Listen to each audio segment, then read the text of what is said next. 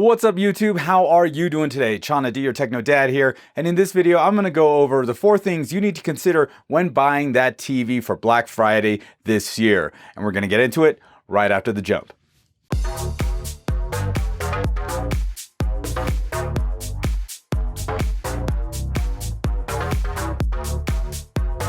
And I'm back. So I'm going to run through the things you guys need to consider when you're choosing a TV. I know there's a lot of deals out there and there's a lot of brands, a lot of models, and it can be very, very confusing.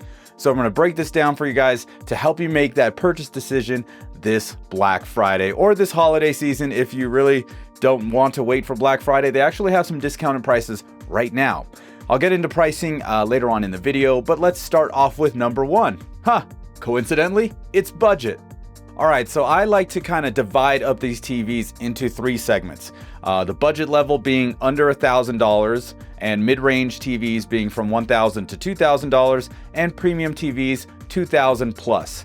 Now, I've gotten a lot of remarks saying that $1,000 is too high for being budget, but it's anything underneath that. You know, if you want to move it down to 800 and you think the budget level, caps out at 800 and the mid-tier starts around there, then cool. This is just something that I figured out, and this is the kind of guideline I go by. If it's different for you, cool. It's all good. There's no right or wrong in this, but this is how I'm defining budget level, mid-tier, and premium TVs in this video, and just pretty much how I go about my situation. It could be different for you. Totally cool. Not a big deal. Now, with that said, if you are going to be buying a TV that's $2,000 or $3,000 or, pretty much anything in the premium category, I would highly recommend getting that TV professionally calibrated. And I say that because if you're spending that kind of cash and you really want to have the best picture quality out of your TV or get the best experience out of the TV you're buying, you should definitely look into that.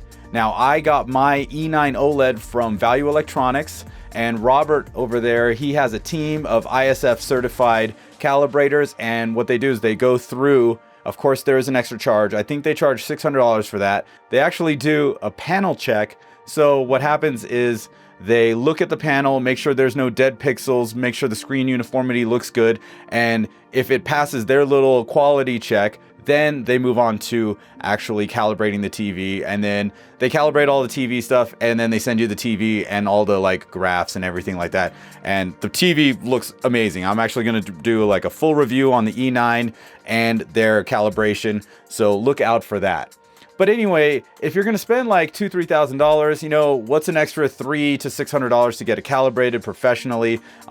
Their Value Electronics service is great because I don't live anywhere near a calibrator. So them calibrating it and then shipping me the TV is pretty cool. If you want to check them out, link's going to be down in the description. Now, one of the things you notice about going into Best Buy for Black Friday, you'll see a bunch of TVs on the ground in the front of the store. Now, those TVs are going to run from $300 to $500, and they're going to be the lower end of the big 3 manufacturers. Big 3, of course, are going to be LG, Sony, and Samsung.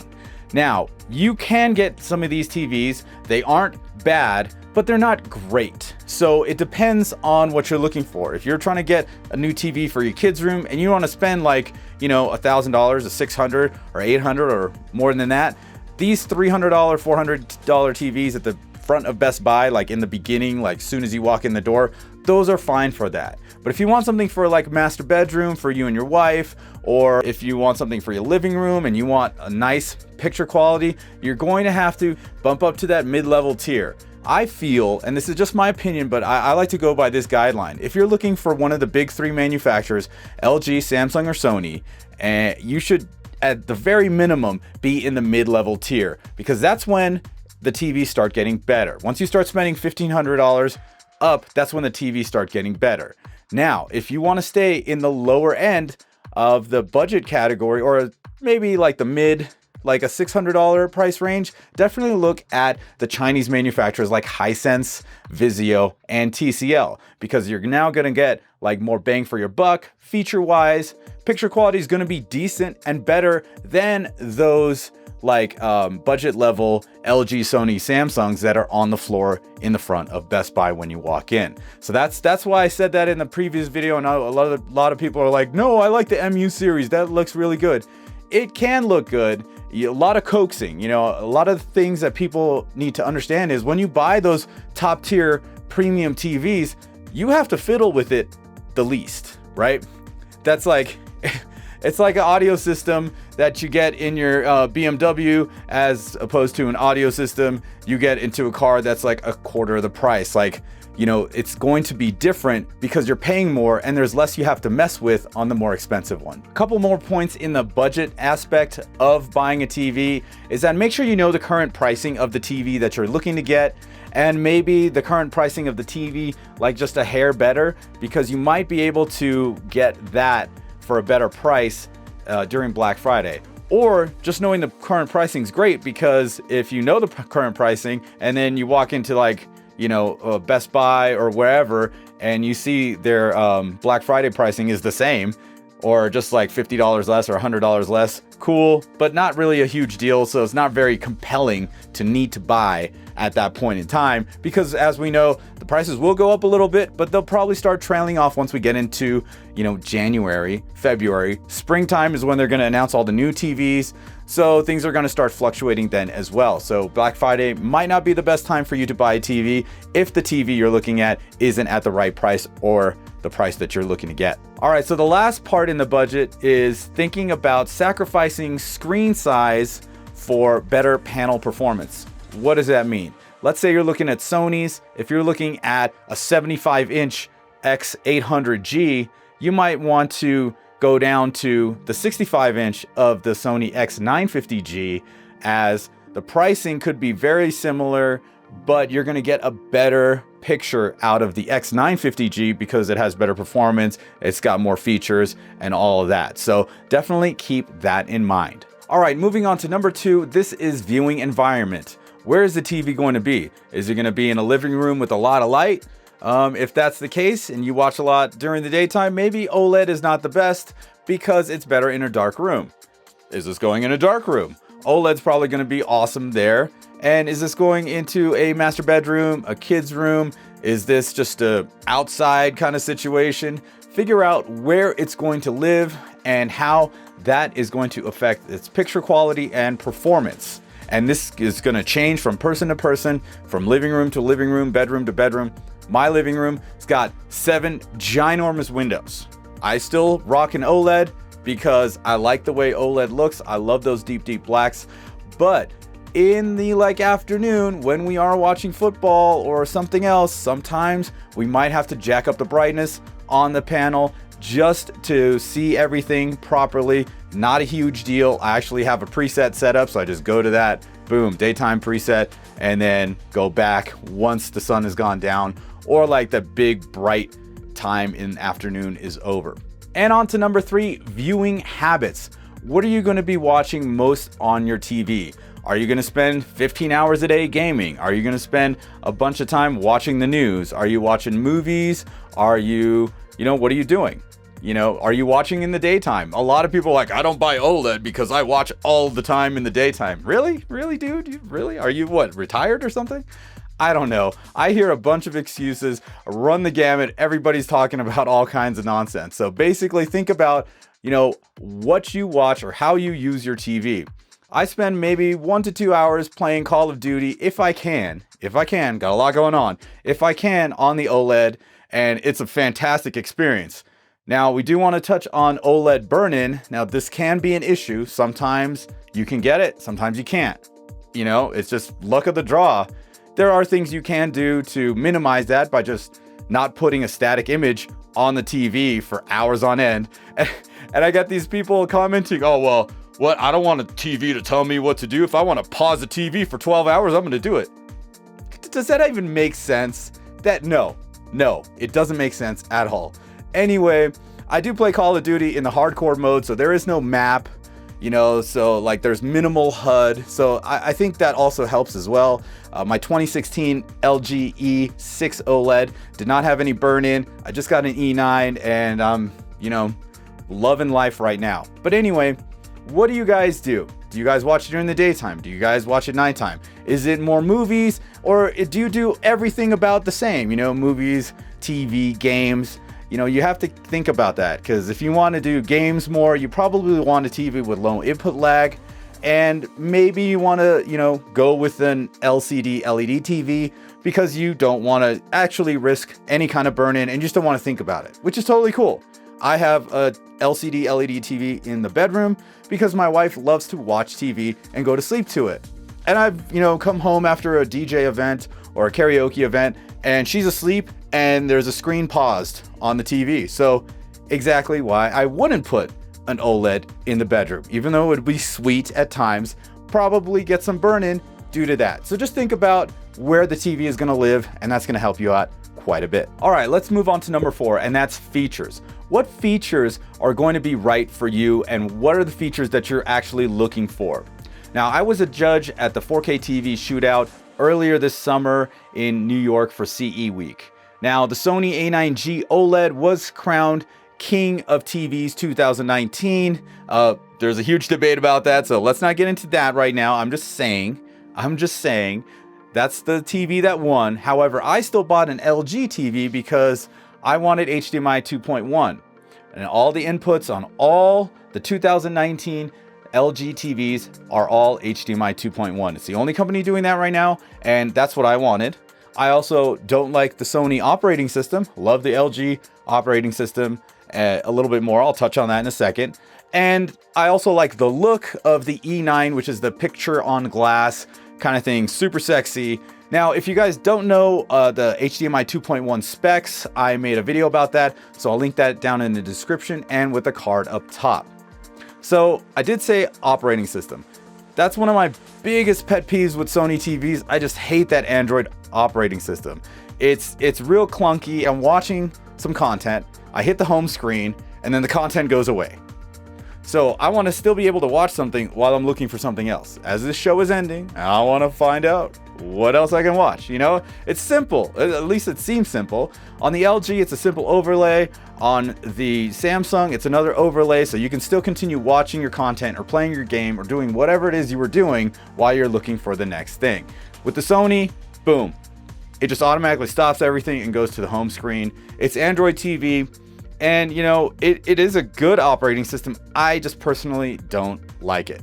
So think about operating system and the things that you want to do. Like, do you want to stream from your TV mostly? Is that what you're doing now and you want to continue doing that? Make sure the operating system that you're going to get on your new TV has the same apps, and those apps have the same functionality. Because there's this whole thing about Disney Plus.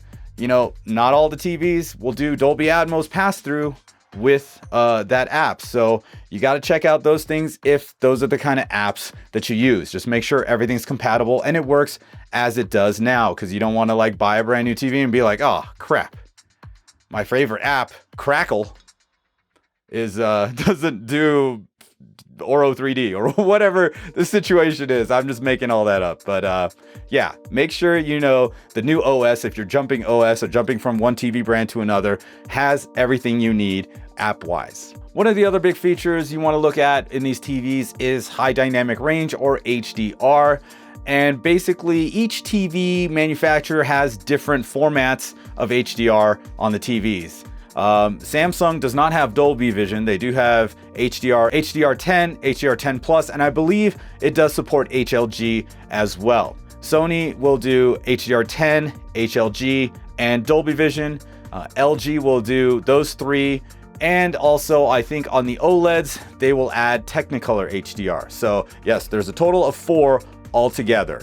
Now, whichever ones you like use or need, make sure you buy a TV that still has that.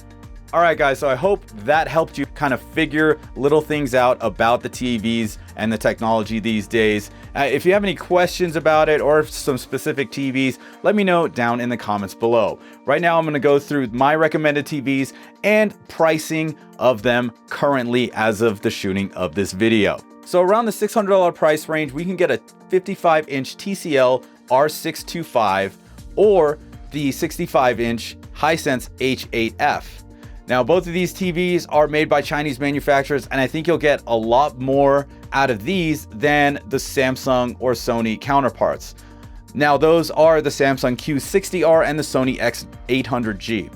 They're in the price range, but like I said, you might get a better performance out of the Chinese brands. At $800, we have the 65-inch TCL R625, which is a great price for a 65-inch TV with a lot of features like HDR10, Dolby Vision, and Dolby Atmos passed through via the ARC.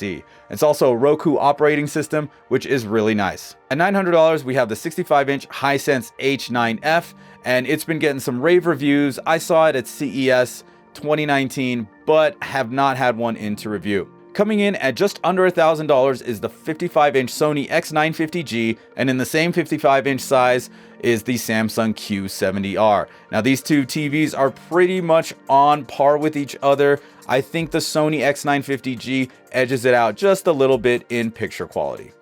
Moving on to mid-tier, $1,000 to $2,000. At $1,200, we have the Samsung Q70R in a 65-inch, and for $100 more, we have the Samsung Q80R in the 55-inch size.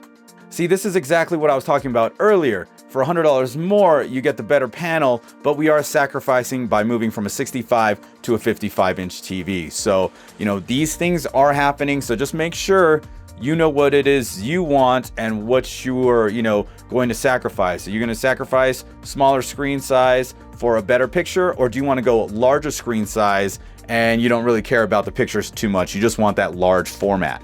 Think about it. What's interesting is that Costco has a 65-inch Vizio P Quantum for $1,300, which is a great option for mixed usage.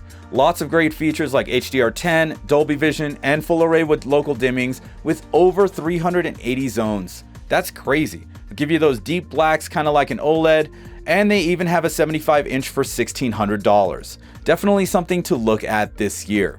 At $1,500, we start seeing OLED TVs at the 55-inch size. Both the LG C9 and the Sony A8G 55-inch TVs come in at $1,500. Both of these are great OLED TVs, but the LG has HDMI 2.1, whereas the Sony does not. And like I stated earlier, I'm not a fan of the Sony operating system. If you're planning on getting the new Xbox or the new PlayStation 5, you'll want a TV with HDMI 2.1 so you can use those consoles to their fullest potential. Look at the LG TVs if that's the case. Now at $1,700, we have the 65-inch Samsung Q80R, which is a good TV, especially with its low input lag in HDR game mode, and has a superior picture when compared to the lower end Q70R. All right, now when we get into the premium TVs, that's TVs that cost $2,000 plus, we get a lot of great TVs. And the picture quality is stunning on majority of them. And the features are pretty much, on par, except for a few things like, if Samsung won't have Dolby Vision. Okay, sure. Yeah, we know that. And if you are spending, $2,000, $3,000 on TVs, you should definitely, like I said earlier, try to get somebody to calibrate it so you get the most out of the TV. Now, when we talk about the 2000 plus, we're not just talking about OLEDs, and we're not just talking about 55-inch and 65-inch TV. Now we're also bringing in the 75 and 85-inch TV. So if you're looking for that large format, you're pretty much going to be spending over $2,000. Let's also not forget, TCL just released a brand new TV. It's their 8 Series TV with mini LEDs. Now this mini LED TV does rival the blacks from OLEDs from everyone I've heard that has seen this in person. 65-inch TV costs $2,000 and the 75-inch costs $3,000. A lot of these premium TVs will have pretty much the same options, and picture quality is decided by splitting hairs. Like, they're pretty much on par. Now, one thing you definitely have to do is just think about what TV is right for you. If you're going premium, make sure it has all the features that you're looking for and the compatibility with all the devices that you're currently using. So the most important thing is to do your homework. Know what you want to buy and know how much you want to spend before you walk into the store. So I timed this video so that you guys at least have like about a week, maybe 10 days to figure out what's going on and what you want to spend your money on. And make sure you get the right TV that's right for you, okay? Not just the best TV, the one with the best picture quality or the one with the best audio. Go with what's the right TV for you. We're talking features, app compatibility, device compatibility, and make sure you make the right decision because unlike me, you're probably not buying TVs every year. So I can guarantee there a lot of you are going to kind of have to live with this decision for quite some time. So make sure you do your homework. And if you need any help, or if anything's confusing, or if there's some TVs you really want to know, like put them head to head, let me know down in the comments below, or hit me up on social or email, whatever it is you like to use. Well, that's pretty much it for this video. If you liked it, go ahead, smash that like button, and don't forget to subscribe to my channel using the button in the middle of your screen. Once again, my name is Chana D. I'm your Techno Dad, and I'll see you next time.